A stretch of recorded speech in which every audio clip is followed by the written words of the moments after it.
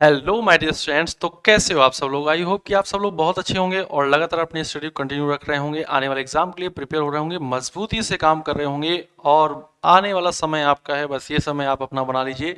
इस समय में एकदम धुआंधार तरीके से अपने सारे कामों, अन्य कामों को रोककर, सारे कामों में प्राथमिकता दीजिए, केवल पढ़ाई को। अपने एग्जाम के लिए सबसे अच्छे से प्रिपेयर होइए। ये साल आपके एग्जाम क्लियर करने का समय है। तो फटाफट आप लोग मुझे बताइए कि आप सब लोग अच्छे से पढ़ रहे हो ना? अच्छे से पढ़ रहे हो ना? तो अच्छे से पढ़ रहे होगे, ठीक है, आई होप। और आप सब लोग मस्त भी होंगे, स्वस्थ भी होंगे, जबरदस्त भी होंगे, ऐसी मैं आप सभी से आशा रखता हूँ, ठीक है। तो लास्ट क्लास में हम लोगों ने क्या क्या पढ़ लिया था? हम लोगों ने पढ़ लिया था द्रव्य और द्रव्य की अवस्थाएं। फिर हम लोगों ने पढ़ा था भौतिक अवस्था में परिवर्तन। फिर हम लोगों ने पढ़ा भौतिक एवं रासायनिक परिवर्तन। फिर हम लोगों ने पढ़ा वाष्पन यानी कि इवोपरेशन और उसका हम लोगों के डेली लाइफ में यूज। अभी हम लोग यहाँ पर कुछ चीज़ों को देखते हैं जो हमारे एग्जाम के लिए बहुत बहुत ज़्यादा इंपॉर्टेंट होती हैं। सबसे ज़्यादा इंपॉर्टेंट है द्रव्य का वर्गीकरण। क्या इंपॉर्टेंट है? द्रव्य का वर्गीकरण, ठीक है ना? द्रव्य का वर्गीकरण,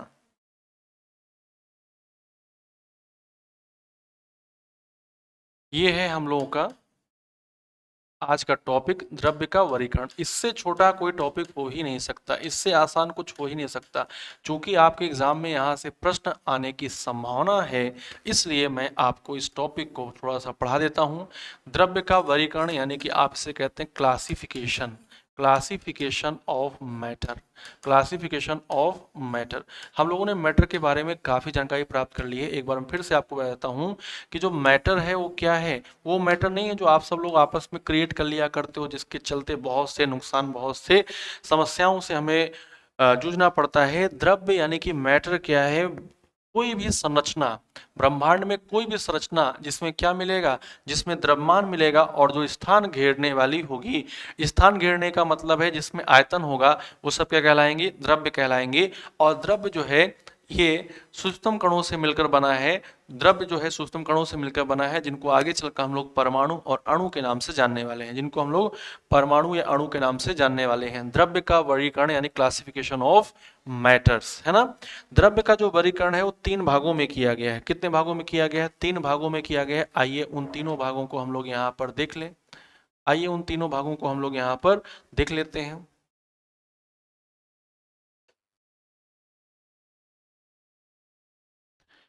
पहला नाम आता है क्या? पहला नाम आता है तत्व। पहला नाम क्या आता है? तत्व। तत्व को आप बोलते हैं इंग्लिश में एलिमेंट्स। क्या बोलते हैं? एलिमेंट्स, ठीक है, एलिमेंट, है ना? तत्व जिसको आप इंग्लिश में क्या बोलते हैं? एलिमेंट्स बोलते हैं, एलिमेंट्स, तत्व, ठीक है। उसके बाद फिर क्या है? उसके बाद है यौगिक। उसके बाद फिर क्या है? फिर है यौगिक। इसको आप क्या बोलते हैं? इसको आप बोलते हैं कंपाउंड। इसको आप क्या बोलते हैं? कंपाउंड, कंपाउंड, ठीक है, कंपाउंड। फिर तीसरा क्या है? तीसरा है आपका बहुत इंपॉर्टेंट मिश्रण। तीसरा क्या है? मिश्रण, ठीक है। और इसी को हमें सबसे ज़्यादा पढ़ना है आज की क्लास में, क्योंकि और जो चीज़ें हैं हम लोग अलग से टॉपिक के अंतर्गत पढ़ेंगे, लेकिन इसको हम लोग यहीं पर पढ़ेंगे। मिश्रण, इसको आप बोलते हैं मिक्सचर। इसको आप क्या बोलते हैं? मिक्सचर बोलते हैं। इसको आप क्या बोलते हैं? मिक्सचर बोलते हैं, मिक्सचर, ठीक है, मिक्सचर। आइए यहाँ पर समझिएगा कि इनको भी हम लोग बांटेंगे। अभी इनको भी हम लोग बांटेंगे। यदि हम लोग बात करें तत्व की, तो तत्व को हम लोग तीन भागों में बांट सकते हैं। तत्व को हम लोग कितने भागों में बांट सकते हैं? तीन भागों में बांट सकते हैं। कौन कौन से भाग हैं? एक को आप कहते हैं धातु। एक को आप क्या कहते हैं? धातु। धातु को आप बोलते हैं मेटल्स। धातु को आप क्या बोलते हैं? मेटल्स बोलते हैं, ठीक है। फिर दूसरा क्या होता है? दूसरा होता है अधातु। दूसरा क्या होता है? दूसरा होता है अधातु। इसको आप क्या बोलते हैं? इसको आप बोलते हैं नॉन मेटल। इसको आप क्या बोलते हैं? नॉन मेटल बोलते हैं। अधातु इसको आप क्या बोलते हैं? नॉन मेटल बोल देते हैं, ठीक है, नॉन मेटल बोल देते हैं।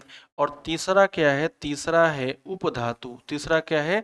तीसरा है उपधातु। इसको आप क्या बोलते हैं? इसको आप बोल देते हैं नो इसको आप बोलते हैं मेटलॉइड्स। उपधातु, इसको आप क्या बोलते हैं? मेटलॉइड्स, ठीक है, इसको आप क्या बोलते हैं? मेटलॉइड्स।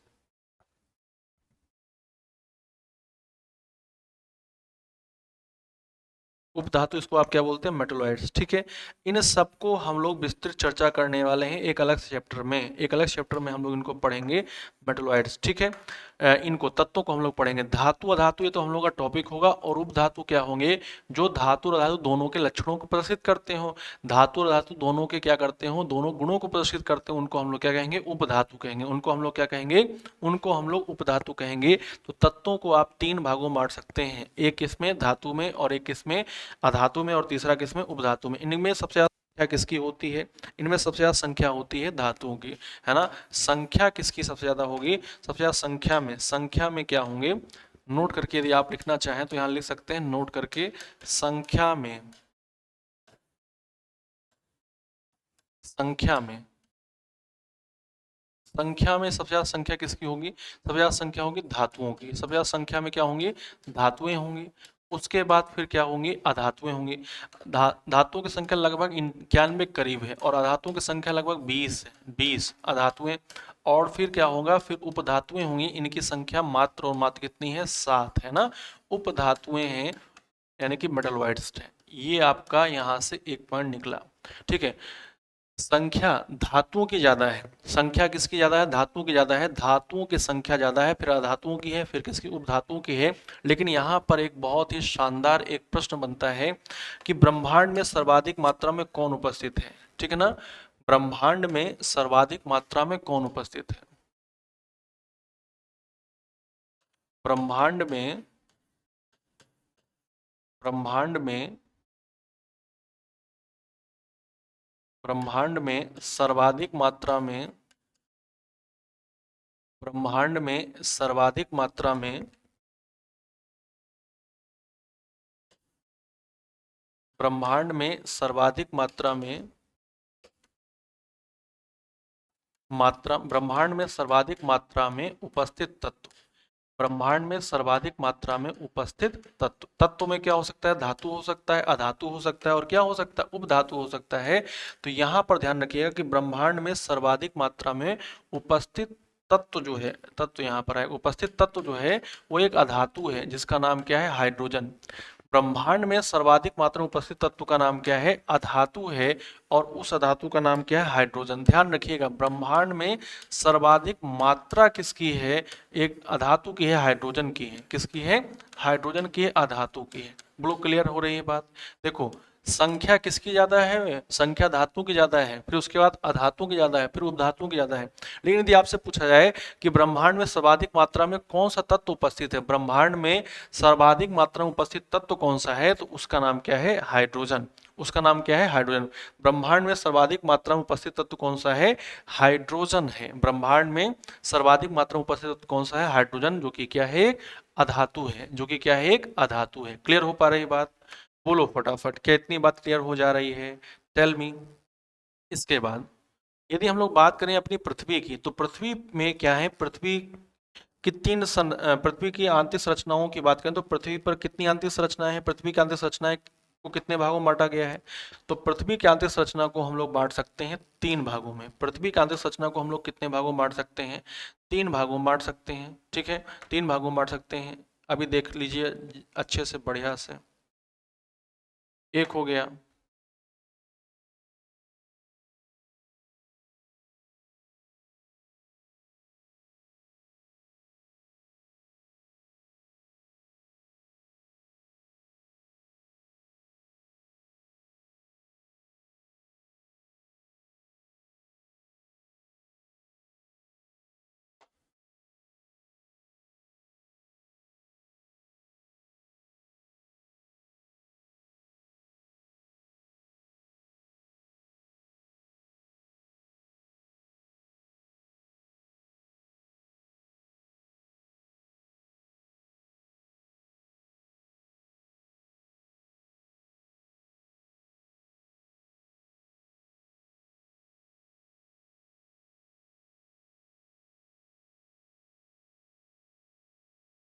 ये ये हमारा क्या हो जाता है, ये हमारा पृथ्वी की आंतरिक संरचना को तीन भागों में हमने बांट दिया। पृथ्वी की आंतरिक संरचना को हमने कितने भागों में बांट दिया, तीन भागों में बांट दिया। आप सब लोग इसके बारे में अच्छे से पहले से जानते हैं। सबसे अंदर वाले भाग को, सबसे अंदर वाले भाग को हम लोग क्या कहते हैं, सबसे अंदर वाले भाग को हम लोग कहते हैं, सबसे अंदर वाले भाग को हम लोग क्या कहते हैं,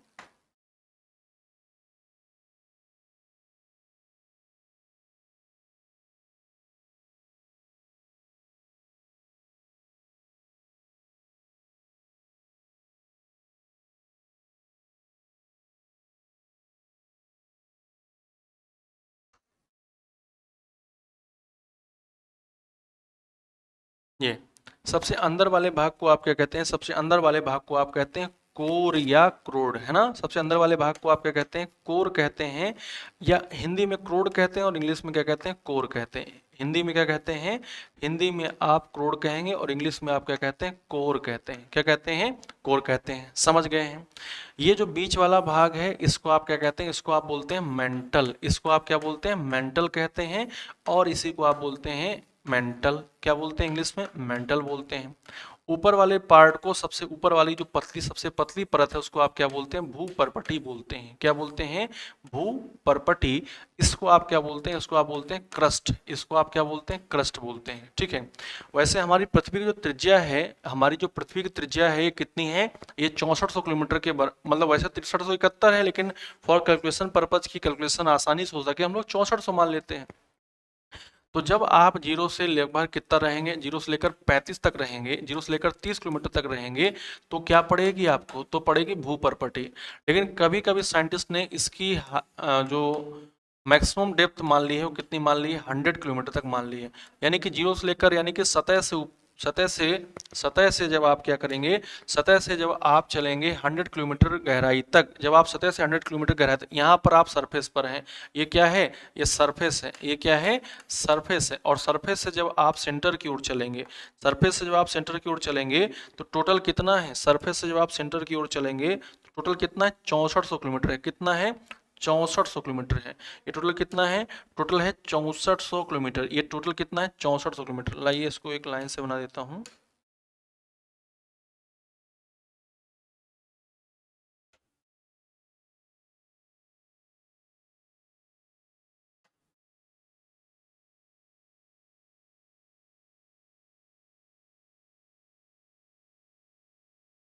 ये कितना है? ये 6400 किलोमीटर है। कितना है? 6400 किलोमीटर। ये पृथ्वी की त्रिज्या है।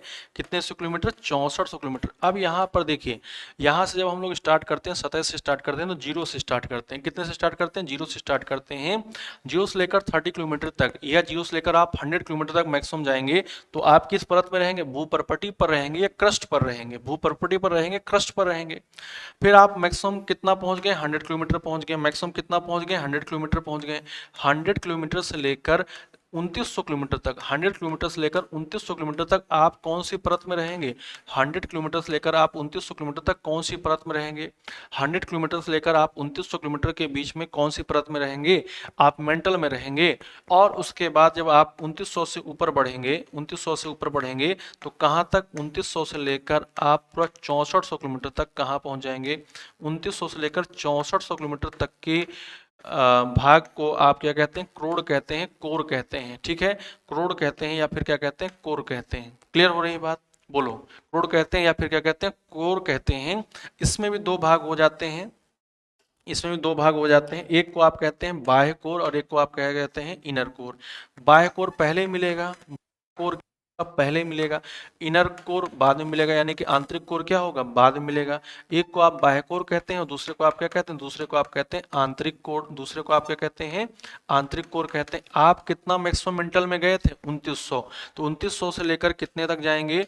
2900 से लेकर आप 2900 से लेकर 5150 किलोमीटर तक जाएंगे। 5150 किलोमीटर तक जाएंगे तो आपको कौन सा भाग मिलेगा? 5150 किलोमीटर तक आप जाएंगे तो आपको कौन सा भाग मिलेगा? 5150 किलोमीटर तक जाएंगे तो आपको भाग मिलेगा बाह्य कोर। क्या मिलेगा? बाह्य कोर मिलेगा। 5150 तक जाएंगे तो आपको क्या मिलेगा? बाह्य कोर मिलेगा। ठीक है। बाह्य कोर मिलेगा। और आंतरिक कोर में कितना से कितना होगा? 5150 से लेकर 6400 किलोमीटर के बीच में, 6400 किलोमीटर के बीच में आपको क्या मिल जाएगा? आपको आंतरिक कोर मिल जाएगा। बोलो हाँ या ना। ये पृथ्वी की आंतरिक संरचना है। ये क्या है? पृथ्वी की आंतरिक संरचना है। अब पृथ्वी की आंतरिक संरचना में जो रासायनिक संगठन है उसके आधार पर, ठीक है, रासायनिक संगठन के आधार पर, ये तो आपने देखा कि एक हो गया कोर, एक हो गया मेंटल और एक क्या हो गया? एक हो गया आपका भूपर्पटी। लेकिन रासायनिक संगठन के आधार पर, रासायनिक संगठन के आधार पर, रासायनिक संगठन के आधार पर, रासायनिक संगठन के आधार पर, रासायनिक संगठन के आधार पर पृथ्वी की, पृथ्वी की आंतरिक संरचना, रासायनिक संगठन के आधार पर पृथ्वी की आंतरिक संरचना, रासायनिक संगठन के आधार पर पृथ्वी की आंतरिक संरचना, इसको आप कितने पार्ट में बांट रहे हैं? इसको आप बांटेंगे तीन भाग में। कितने भाग में? तीन भाग। पृथ्वी की आंतरिक संरचना के कितने भाग करेंगे? तीन भाग करेंगे। ध्यान दीजिएगा कौन कौन से भाग होंगे तीन भाग में, कौन कौन से भाग होंगे? एक को आप बोलते हैं सियाल। क्या बोलते हैं? सियाल बोलते हैं। बहुत ही आसानी से आप समझ जाएंगे, सियाल। ठीक है। दूसरे को आप क्या बोलते हैं? दूसरे को आप बोलते हैं सीमा। दूसरे को आप क्या बोलते हैं? दूसरे को आप बोलते हैं सीमा, सीमा। ठीक है, सीमा। और तीसरे को आप क्या बोलते हैं? तीसरे को आप बोलते हैं निफे। तीसरे को आप क्या बोलते हैं? निफे बोलते हैं। ये हो जाता है पृथ्वी की आंतरिक संरचना का रासायनिक संगठन के आधार पर विभाजन। या पृथ्वी की आंतरिक संरचना में कितने भाग हैं रासायनिक संगठन के आधार पर? तो तीन भाग हैं। और तीन भाग कहाँ बने थे? तीन भाग अभी आपने देखे थे कि तीन भाग उसमें ही बने थे। तीन भाग किसमें बने थे? तीन भाग बने थे भूपर्पटी, मेंटल और क्रस्ट। भूपर्पटी, मेंटल और क्रस्ट। ठीक है। तो इस तरीके से आप यहाँ पर देख सकते हैं, इस तरीके से आप यहाँ पर देख सकते हैं बच्चे। क्या देखना है आपको? देखिएगा ध्यान से कि पृथ्वी की आंतरिक संरचना को हम लोग दो तरीके से बांटे। एक बांटे हम किस आधार पर? एक बांटे कितने से कितनी तक रहेगा। ठीक है, भूपर्पटी, भूपर्पटी, मेंटल और क्रोड, है ना। ये 0 से लेकर 100 किलोमीटर तक, 100 से लेकर 2900 किलोमीटर तक, और 2900 किलोमीटर से लेकर 1400 किलोमीटर तक, इस तरीके से आपने बांटा। ठीक है, इस तरीके से आपने बांटा। और फिर आपने क्या किया कि पृथ्वी की आंतरिक संरचना को तीन भागों में बांटा। किसके आधार पर? ये बांटा है आपने रासायनिक संगठन के आधार पर। इसको बांटने वाला यानी कि तीन भाग ये वाला जो करने वाला कौन था? तीन भाग करने वाला ये जो था रासायनिक संगठन के आधार पर तीन भाग बताने वाला, रासायनिक संगठन के आधार पर तीन भाग बताने वाले नाम था एडवर्ड स्वेस। ये किसने किया है? एडवर्ड स्वेस नाम के वैज्ञानिक ने किया है। तो एडवर्ड स्वेस का संबंध किससे है? एडवर्ड स्वेस का संबंध है पृथ्वी की आंतरिक संरचना को रासायनिक संगठन के आधार पर बताए। अब यदि आप यहाँ पर देखें, यदि आप यहाँ पर देखें तो सियाल और सीमा का मतलब क्या हो जाएगा? सियाल का मतलब क्या हो जाएगा? सिलिका और एल्युमिनियम। मैं लिख देता हूं, सिलिका और एल्युमिनियम, सिलिका और एल्युमिनियम, सिलिका एसआई। या फिर आप यहां पर देखिए कि अब हम क्या कर रहे हैं, एक चीज आप देखिए यहाँ पर न लिख के अब हम कर रहे हैं कि जो ऊपर सबसे वाला है वो सियाल है, सबसे बीच वाला सीमा है, सबसे अंदर वाला क्या है? निफे है। अभी आपने देखा था कि भूपर्पटी सबसे ऊपर वाली, भूपर्पटी सबसे ऊपर वाली है। क्लियर है? भूपर्पटी को अब यहाँ पर हमने किससे देख लिया? सियाल से देख लिया। किससे देख लिया? सियाल से देख लिया। सियाल बोले तो SiAl, SiAl। यहाँ पर देखना क्या हो जाएगा? सिलिका। यहाँ पर क्या हो जाएगा? सिलिका का सिंबल आप SI ले लिए। सिलिका का सिंबल नहीं, सिलिका में आगे वाला हमने SI दिखा दिया। और एल्युमिनियम में, एल्युमिनियम में Al ले लिया, एल्यूमिनियम में Al ले लिया। एल्यूमिनियम में क्या ले लिया? Al ले लिया। क्लियर हो रही बात? एल्यूमिनियम में क्या ले लिया? Al ले लिया। एल्यूमिनियम में आपने क्या ले लिया? Al ले लिया। एल्यूमिनियम में आपने क्या ले लिया?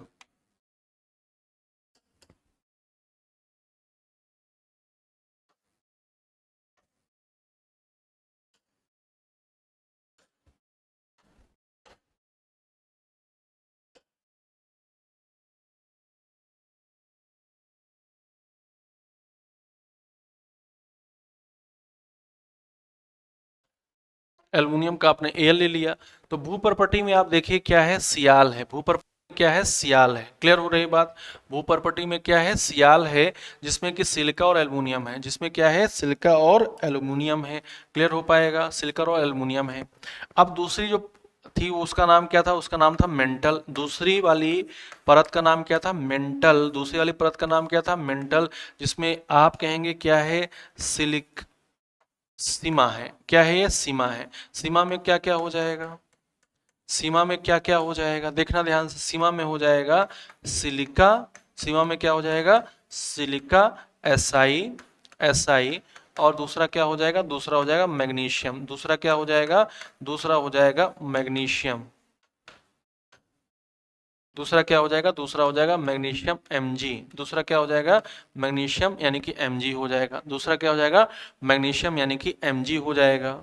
और तीसरा क्या था, तीसरा था कोर, क्या था, कोर था। तीसरा क्या था, कोर था। और कोर में क्या है, कोर में है निफे। कोर में क्या है, निफे। और निफे का मतलब आपने Ni और Fa दिखाया है, Fe दिखाया है। इसमें क्या होगा,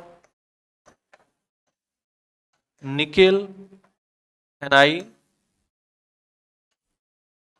Ni plus plus ferrous. Ferrous का मतलब आयरन, फेरस का मतलब आयरन, तो Fe हो जाएगा।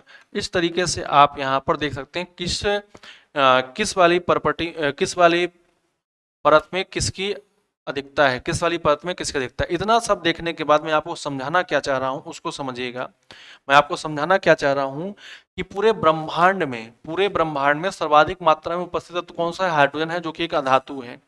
अब यहाँ पर जब पृथ्वी की आपने आंतरिक संरचना को देखा भू प्रॉपर्टी मेंटल और क्रोड के हिसाब से, फिर आपने देखा रासायनिक संगठन के आधार पर सियाल, सीमा और निफे के हिसाब से, भू प्रॉपर्टी सियाल हो जाएगी और आपका जो मेंटल है वो सीमा हो जाएगा और कोर क्या हो जाएगा, निफे हो जाएगा। अब आप ये देखिए कि प्रश्न आपसे जो पूछा गया उसका आंसर करेगा कि पृथ्वी पर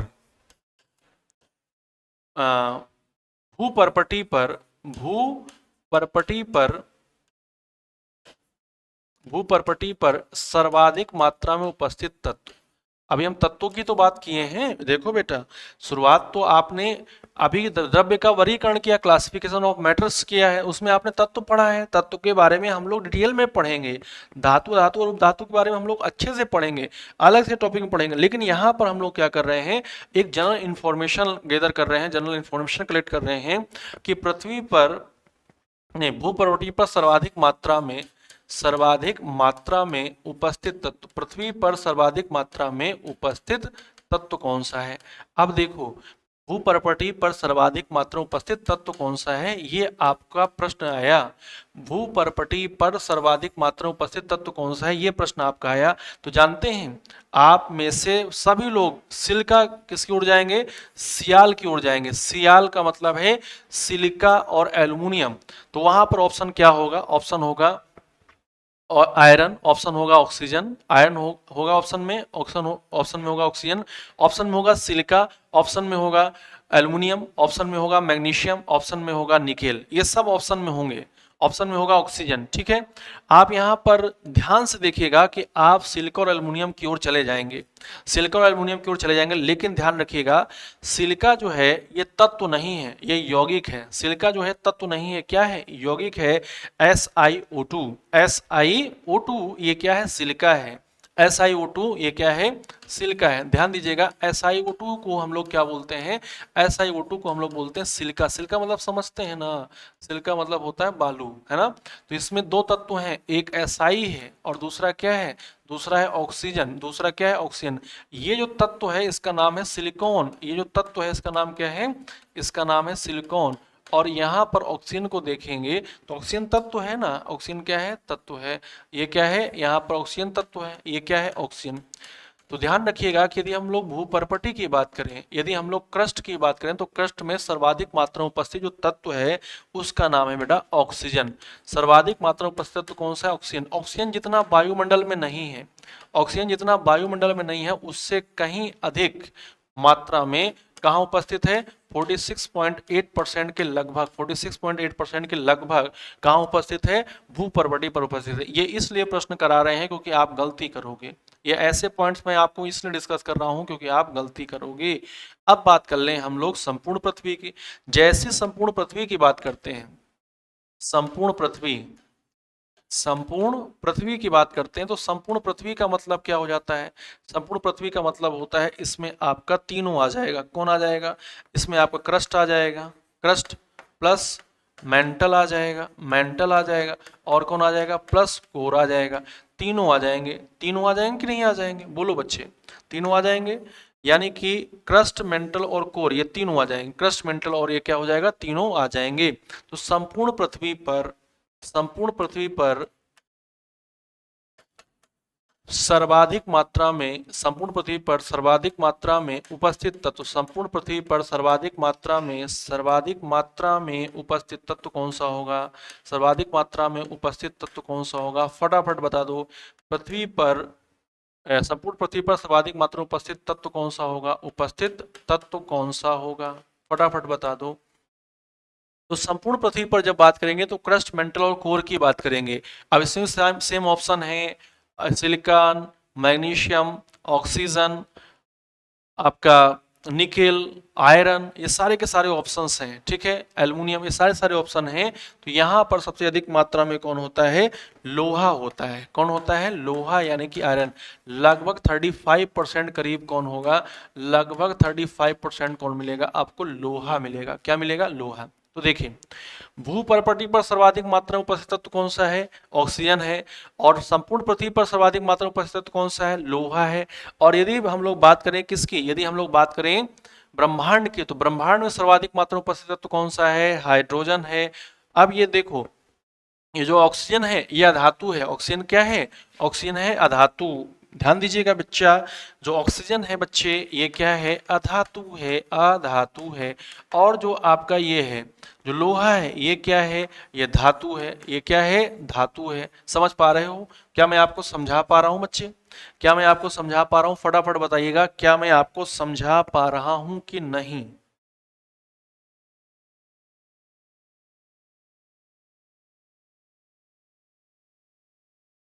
ठीक है। अब एक क्वेश्चन और आता है, एक क्वेश्चन और आता है, उसको भी करिए, उसको भी समझ के करिएगा, ठीक है। अब बात करते हैं हम लोग ब्रह्मांड की, किसकी बात करते हैं? उसकी वायुमंडल की, पृथ्वी के वायुमंडल की बात करते हैं, पृथ्वी के वायुमंडल की बात करते हैं।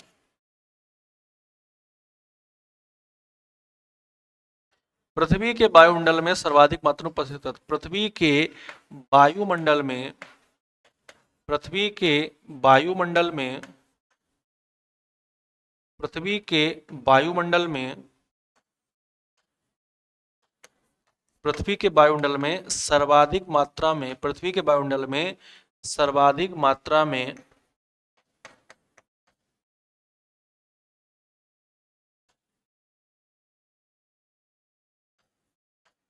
पृथ्वी के वायुमंडल में सर्वाधिक मात्रा में उपस्थित तत्व, पृथ्वी के वायुमंडल में सर्वाधिक मात्रा में उपस्थित तत्व। तो आप जानते हैं कि वायुमंडल में तो गैसें हैं, वायुमंडल में तो क्या है? गैसें हैं। और गैसों में सर्वाधिक मात्रा में गैस कौन सी है? नाइट्रोजन है। गैसों में सर्वाधिक मात्रा में कौन सी गैस है? नाइट्रोजन है। और जो नाइट्रोजन है वो 78% मिल रही है, तो तत्व कौन सा हो जाएगा? नाइट्रोजन हो जाएगा कि नहीं? सर्वाधिक मात्रा में उपस्थित तत्व कौन सा हो जाएगा? नाइट्रोजन हो जाएगा बच्चे। इसका आंसर क्या हो जाएगा? नाइट्रोजन। और नाइट्रोजन जो है ये क्या है? ये भी अधातु है। देखो ना, ये भी अधातु है। तो अधातुओं की संख्या भले कम हो लेकिन इनकी मात्रा कहीं कम नहीं है। नाइट्रोजन जो है, नाइट्रोजन, ठीक है, नाइट्रोजन ये क्या है? अधातु ही है। नाइट्रोजन जो है ये धातु है। लगभग कितना परसेंट है? 78% से भी ज्यादा, मोर देन 78% से भी ज्यादा है। मोर देन 78% क्या है? वायुमंडल में सर्वाधिक मात्रा में उपस्थित तत्व कौन सा है? नाइट्रोजन। ये बातें थी जो मुझे तत्व से संबंधित आप लोगों से डिस्कस करनी थी। आप लोगों से तत्व संबंधित जो बातें थी वो डिस्कस ये करनी थी मुझको। आइए हम लोग फिर से चलते हैं, वापस आते हैं, और वापस आके फिर हम लोग बात करते हैं किसकी? यौगिक की बात करते हैं। यौगिक की बात करें तो यौगिक में कौन कौन आएगा? यौगिक में आएंगे दो प्रकार के यौगिक, एक आएंगे कार्बनिक यौगिक और दूसरे कौन आएंगे? अकार्बनिक यौगिक। कार्बनिक यौगिक और दूसरे कौन से आएंगे? अकार्बनिक यौगिक। कार्बनिक यौगिक, कार्बनिक यौगिक, इसको आप क्या बोलते हैं? इसको आप बोलते हैं ऑर्गेनिक कंपाउंड। इसको आप क्या बोलते हैं? इसको आप बोलते हैं ऑर्गेनिक कंपाउंड। ऑर्गेनिक कंपाउंड, है ना, ऑर्गेनिक कंपाउंड। और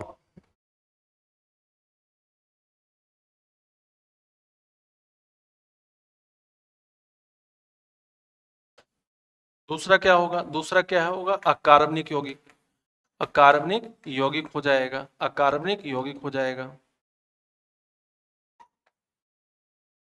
अकार्बनिक यौगिक हो जाएगा। अकार्बनिक यौगिक की बात करें तो इसको आप क्या बोलेंगे? Inorganic compound. Inorganic compound. अब देखिए इनका बहुत सिंपल सा डिफिनीशन है, ऐसे यौगिक जिसमें, यौगिक कैसे बनते हैं? दो या दो से अधिक पदार्थों से।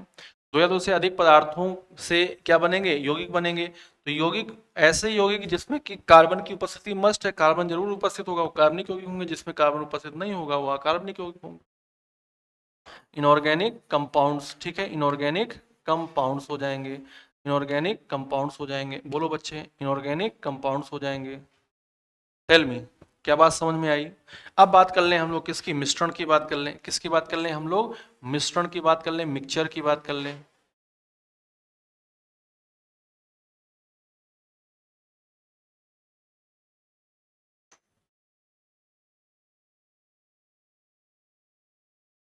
मिश्रण यानी कि मिक्सचर।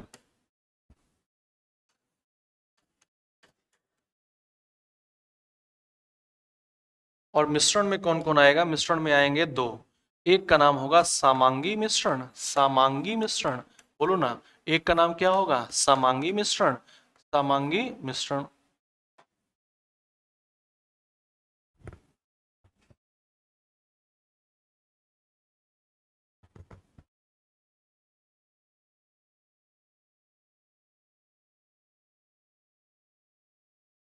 एक का नाम समांगी और दूसरे का नाम क्या होगा, बिस्मांगी। एक का नाम क्या होगा समांगी और एक का नाम क्या होगा, बिस्मांगी। समांगी को आप बोलते हैं होमोजीनियस, समांगी को आप क्या बोलते हैं, होमोजीनियस बोल देते हैं, होमोजीनियस बोल देते हैं, ठीक है। और बिस्मांगी को आप क्या बोलते हैं, हेट्रोजीनियस, हेट्रोजीनियस। अब इनको हमको थोड़ा सा देखना है, इनको हम लोग यहाँ पर देखेंगे। सबसे पहले आप यहाँ पर देखेंगे कि प्रकृति में सर्वाधिक मात्रा में किस तत्व के यौगिक उपस्थित हैं। प्रकृति में सर्वाधिक मात्रा में किस तत्व के यौगिक उपस्थित हैं, ये पूछते हैं। किस तत्व के यौगिक हैं, ये भी नोट के फॉर्म में लिख लीजिएगा, नोट के फॉर्म में। प्रकृति में, प्रकृति में, प्रकृति में सर्वाधिक मात्रा में, प्रकृति में सर्वाधिक मात्रा में, प्रकृति में सर्वाधिक मात्रा में, प्रकृति में सर्वाधिक मात्रा में उपस्थित यौगिक, प्रकृति में सर्वाधिक मात्रा में उपस्थित यौगिक किसके हैं, आंसर क्या होगा, कार्बन के यौगिक है। किसके हैं, कार्बन के यौगिक है। प्रकृति में सर्वाधिक मात्रा में उपस्थित यौगिक कौन से हैं, कार्बन के यौगिक है। किसके यौगिक हैं, कार्बन के यौगिक है, कार्बन के यौगिक।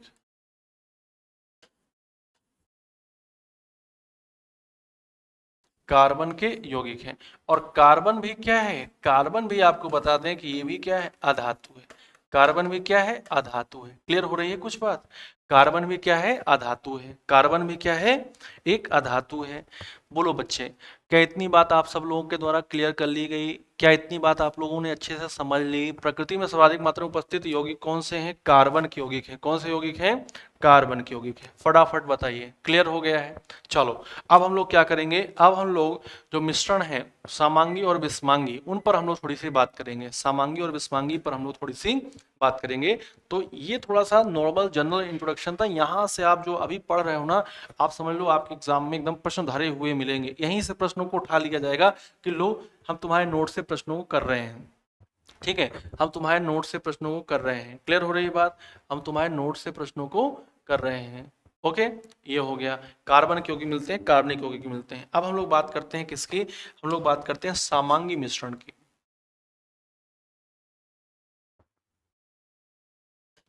समांगी मिश्रण,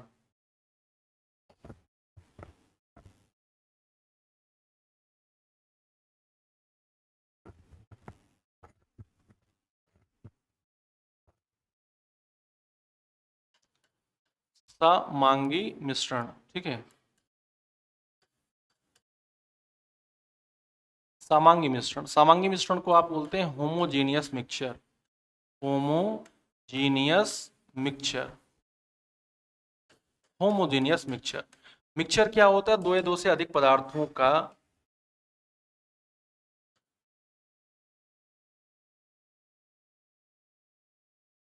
मिश्रण। क्या है, दो या दो से अधिक पदार्थों के संयोजन से बना, ठीक है, दो या दो से अधिक पदार्थों के संयोजन से बना जिसमें कि समान समान अंग हो।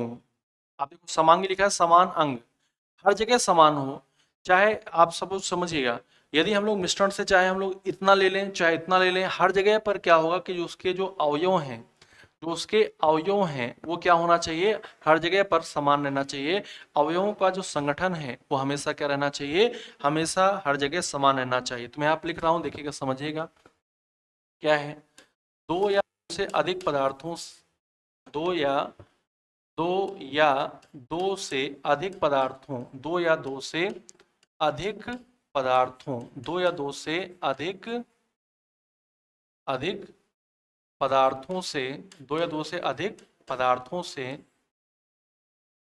बना बना मिश्रण, दो या दो से अधिक पदार्थों से बना मिश्रण जिसमें, दो या दो से अधिक पदार्थों से बना मिश्रण, दो या दो से अधिक पदार्थों से बना मिश्रण जिसमें, दो या दो से अधिक पदार्थों से बना मिश्रण जिसमें जिसमें मिश्रण के प्रत्येक भाग में, के प्रत्येक भाग में, प्रत्येक भाग में, प्रत्येक भाग में अवयवों जिनसे बना है मिश्रण, ठीक है ना, अवयवों का संगठन समान हो, अवयवों का संगठन समान हो, ठीक है ना, अवयवों का संगठन क्या हो, समान हो। दो या दो से अधिक पदार्थों से, दो या दो से अधिक पदार्थों से बना ऐसा मिश्रण, बना मिश्रण जिसमें, बना मिश्रण जिसमें क्या हो, जिसमें मिश्रण के प्रत्येक भाग में अवयवों का संगठन क्या हो, अवयवों का संगठन समान हो, ठीक है। समांगी मिश्रण, दो या दो से अधिक पदार्थों से, दो या दो से अधिक पदार्थों से बना मिश्रण,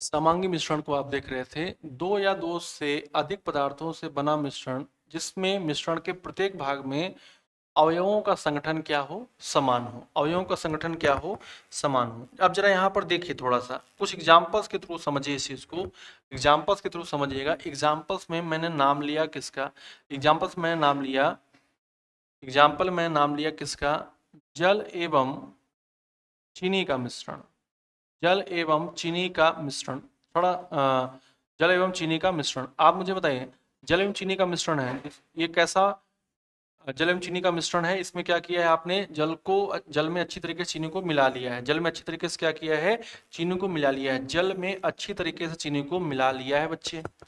जल एवं चीनी का मिश्रण है, जल एवं चीनी का मिश्रण है, इसमें जल में अच्छी तरीके से चीनी को मिला लिया है आपने, जल में अच्छी तरीके से चीनी को आपने मिला लिया है। जब मिला लिया है तो क्या हुआ कि चाहे आप एक बूंद टेस्ट करें, चाहे आप एक चम्मच टेस्ट करें, चाहे आप पूरी ग्लास पी लें, हर जगह पर जो मिठास है वो तो आपको समान मिलेगी कि नहीं, हर जगह पर मिठास जो है वो समान मिलेगी कि नहीं, क्योंकि जल और चीनी के प्रत्येक भाग में, जल और चीनी के मिश्रण से बना जो मिश्रण है उस मिश्रण के प्रत्येक भाग में हमेशा जल और चीनी की मात्रा क्या है, समान है। कहने का मतलब मेरा समझिए क्या है, कहने का मतलब है कि यदि आप जब शरबत बनाते हैं तो शरबत बनाने पर चीनी घोलते हैं, चीनी मिल जाती है तो टेस्ट करते हैं, तो क्या पूरी गिलास पी लेते हैं या पूरा जग पी लेते हैं, नहीं, आप क्या करते हैं, एक बूंद पियेंगे या एक चम्मच पियेंगे, उससे आपको पता चलता है कि जो शरबत है वो मीठा है या नहीं मीठा है, क्योंकि जो जल और चीनी का मिश्रण बना है या समांगी मिश्रण बना है, इसके प्रत्येक भाग में अवयवों की मात्रा, अवयवों का संगठन जो है वो क्या है, समान है, जल एवं चीनी का मिश्रण है। दूसरा देखिए क्या है, इसी को आप उल्टा कर दीजिए, इसी में आप दूसरा कर दीजिए, जल एवं नमक का मिश्रण, जल एवं नमक का मिश्रण, जल एवं नमक का मिश्रण, जल एवं नमक का मिश्रण, इसको आप क्या बोलेंगे, जल एवं नमक का मिश्रण। ये भी आपका कैसा मिश्रण है, ये भी आपका समांगी मिश्रण है, ये भी आपका कैसा मिश्रण है, ये भी आपका समांगी मिश्रण है। इसके बाद सबसे मोस्ट इंपॉर्टेंट एग्जाम्पल आता है वायु, क्या आता है, वायु यानी कि एयर, या फिर आप कह सकते हैं हवा, वायु या हवा क्या है? तो आप कहेंगे वायु या हवा जो है, ध्यान रखिए कई बार पूछा गया है, तत्व है, यौगिक है, विलयन है या मिश्रण है। तो वायु या हवा को आप हमेशा क्या बताइए? मिश्रण बताइए। किसका मिश्रण है? ये गैसों का मिश्रण है, गैसों का समांगी मिश्रण, गैसों का समांगी मिश्रण। मान लीजिए कि आप जो वायु है उसमें से एक ml लें या फिर आप उसमें क्या लें 10 ml लें, हमेशा आपको उसमें नाइट्रोजन 78% मिलेगी, ऑक्सीजन लगभग 20.95% मिलेगी। ऐसे ही तो है। तो ये क्या है? गैसों का समांगी मिश्रण है। आई होप कि अब आप समांगी का मतलब समझ गए होंगे। अब आप समांगी का मतलब समझ गए होंगे। ये गैसों क्या है? ये गैसों का समांगी मिश्रण है। गैसों क्या है? समांगी मिश्रण है। समझ गए होंगे।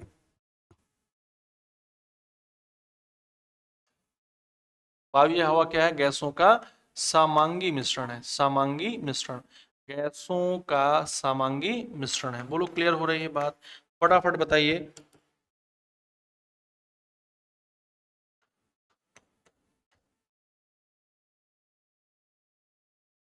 गैसों का समांगी मिश्रण है। फटाफट बताइए, क्या इतनी बात क्लियर हो रही है?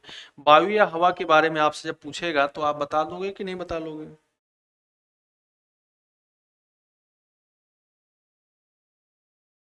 वायु या हवा के बारे में इतना बता लोगे कि वायु या हवा क्या है? गैसों का समांगी मिश्रण है। गैसों क्या है? समांगी मिश्रण है। क्लियर हो रही है बात? फटाफट बताइए। गैसों का ये क्या है? समांगी मिश्रण है। क्लियर है? चलो अब लगे हाथों आप किसको पढ़ लो? विस्मांगी को पढ़ लो।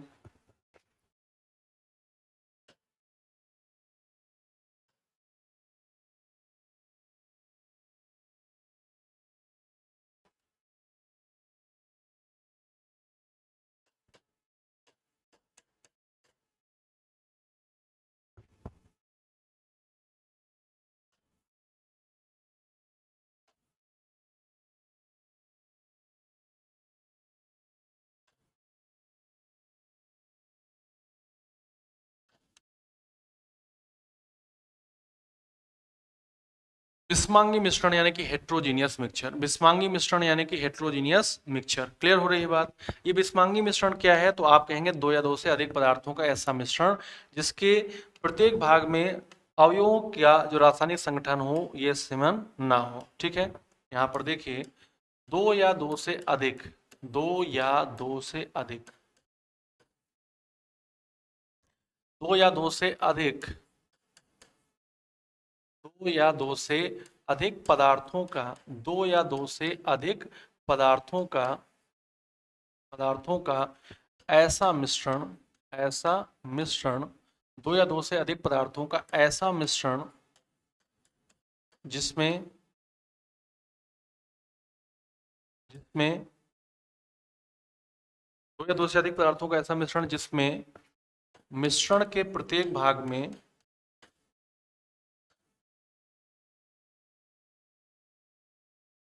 जिसमें मिश्रण के प्रत्येक भाग में,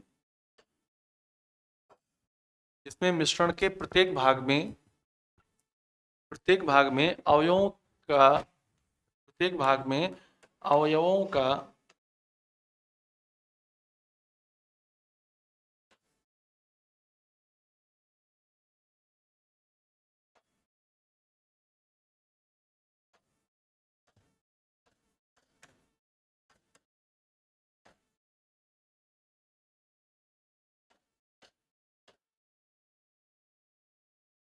अवयवों का रासायनिक संगठन समान ना हो।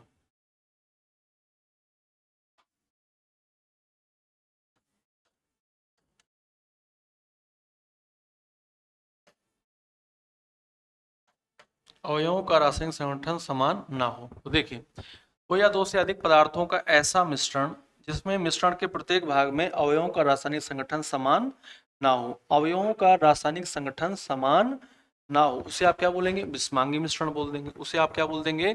विस्मांगी मिश्रण बोल देंगे। बोलो बच्चे समझ पा रहे हो? उसे आप क्या बोल दोगे? उसे आप बोल दोगे विस्मांगी मिश्रण। उसे आप क्या बोल दोगे? विस्मांगी मिश्रण बोल दोगे।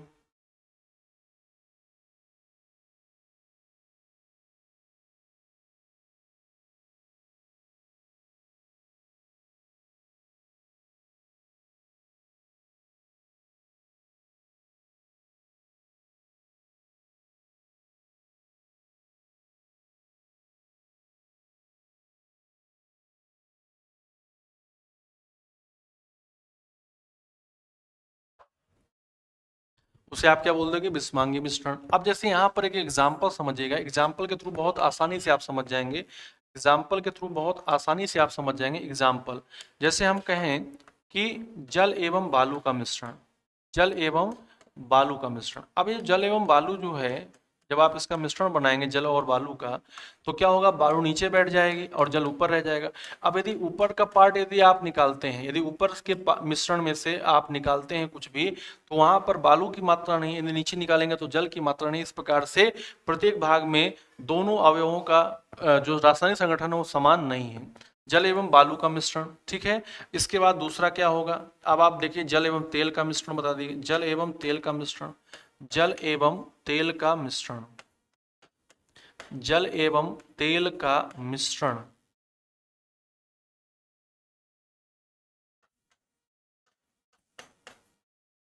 जल एवं तेल का मिश्रण।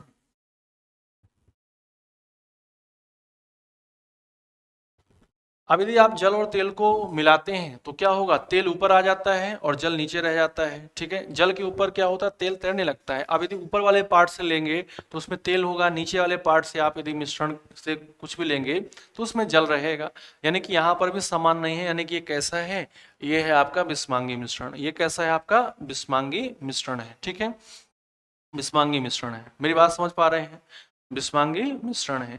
यहाँ पर जो बिस्मांगी मिश्रण है ये दो टाइप से हो जाता है। बिस्मांगी मिश्रण के कितने टाइप हो जाते हैं, दो टाइप हो जाते हैं, जरा इसको भी देख लीजिएगा। बिस्मांगी मिश्रण जो है इसके दो टाइप हो जाते हैं, बिस्मांगी मिश्रण के दो टाइप हो जाते हैं।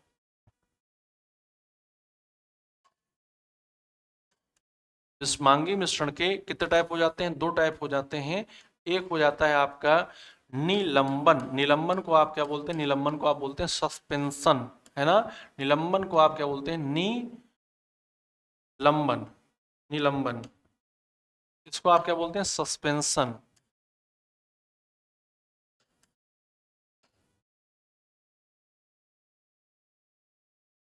और दूसरा क्या है, दूसरा है कोलाइडल, दूसरा क्या है, कोलाइडल, कोलाइडल, ठीक है।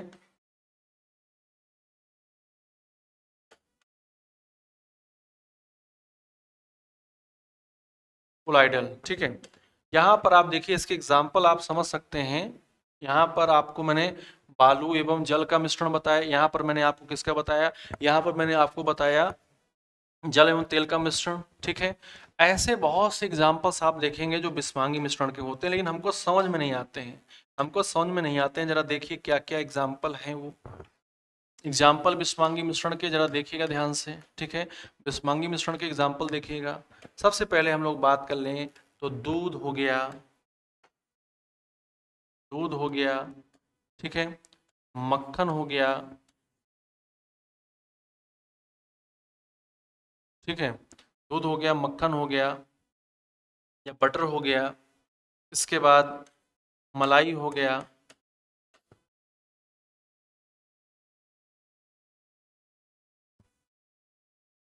पेंट हो गया, स्याही हो गई, रंग हो गया, पेंट हो गई, स्याही हो गई, रंग हो गया, रंग, ठीक है। पेंट हो गई, स्याही हो गई, रंग हो गया, पॉलिश हो गई, पॉलिश, ठीक है। धुआं हो गया, धुआं, धुआं, कोहरा, धुआं, कोहरा, ठीक है। धुआं हो गया, कोहरा हो गया। इसके बाद केक हो गया, केक, दूध, मक्खन, मलाई, पेंट, स्याही, रंग, पॉलिश, धुआं, कोहरा, केक। जेली, जैम,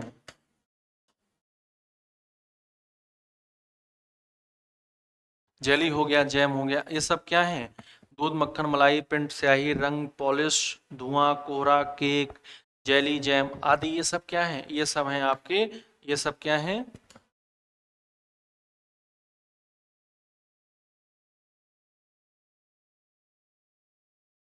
ये क्या है, बिस्मांगी मिश्रण है। ये क्या है, बिस्मांगी मिश्रण है। आइए, इतना पढ़ने के बाद मैं आपसे एक प्रश्न जरा पूछ लूं जो कि बहुत जरूरी है कि आप समझ पाए कि नहीं समझ पाए। इनमें से बिस्मांगी मिश्रण नहीं है,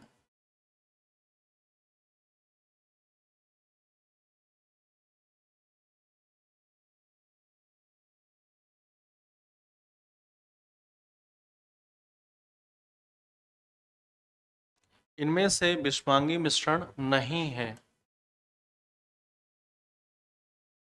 इनमें से बिस्मांगी मिश्रण नहीं है।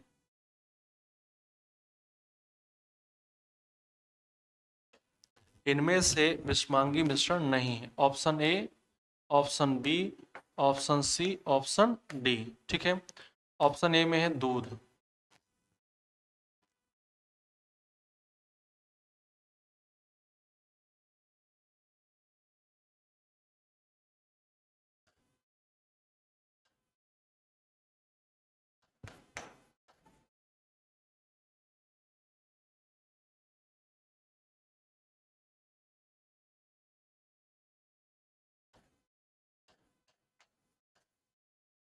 जेली।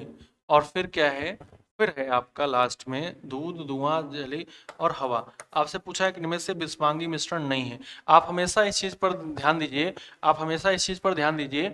क्या ध्यान देना है आपको कि मिश्रण नहीं है, नहीं वर्ड जैसे आप ध्यान देंगे ना, नहीं वर्ड जैसे आप ध्यान देंगे वैसे ही आप अच्छा प्रश्न कर लेंगे। यदि आपने नहीं वर्ड पर ध्यान नहीं दिया तो संभावनाएं अपार हैं गलती होने की। ठीक है, संभावनाएं अपार हैं गलती होने की। ठीक है, बोलो बच्चे। ये नहीं पूछा है ना, बिस्मांगी मिश्रण नहीं, यानी कि समांगी मिश्रण पूछा है। और दूध हो गया, धुआं हो गया, जेली हो गया, ये सब कैसे एग्जाम्पल हैं? ये सब बिस्मांगी हैं। ये सब क्या है? बिस्मांगी। आपसे पूछा बिस्मांगी नहीं, यानी क्या पूछा? सामांगी पूछा है। तो हवा जो है ये सामांगी है। हवा जो है ये क्या है? हवा यानी कि सामांगी। ये आपके पेपर में आया हुआ प्रश्न है, या आपके एग्जाम में आया हुआ प्रश्न है बच्चे। इतना पढ़ने के बाद ऐसा यदि क्वेश्चन मिल जाए और आप यदि ना करें तो फिर तो गड़बड़ है ना, फिर तो गड़बड़ है बच्चे, फिर तो समस्या है। तो इस तरीके से आप क्या करेंगे, इस तरीके से जो मैंने अभी आपको इतना समझाया, इतना पढ़ाया, इसको अच्छी तरीके से नोट करते हुए आगे बढ़ेंगे और पूरी अच्छी तरीके से जानकारी रखेंगे। ठीक है, ये हो गया आपका। कहीं पर भी आपको कोई समस्या होगी तो आप ज़रूर मुझे पूछेंगे, ज़रूर मुझे इन्फॉर्म करेंगे। ठीक है, मैंने अपनी तरफ से काफ़ी अच्छी तरीके से आप लोगों को ये समझाने का प्रयास किया है कि आप अच्छी तरीके से समझ जाएं। बोलो सही है? ठीक है, बोलो सब लोग समझ गए हो? तो इस तरीके से ये हो जाता है हमारा कंप्लीट एक टॉपिक जो कि द्रव्य का वर्गीकरण था। ठीक है, मिलते हैं आप सभी लोगों से नेक्स्ट वीडियो में। तब तक के लिए stay healthy, stay happy, bye bye, take care. जय हिंद, जय भारत। सभी लोग अच्छे से नोट्स प्रिपेयर करते रहिए। Thank you so much and be healthy, be happy. Thank you so much.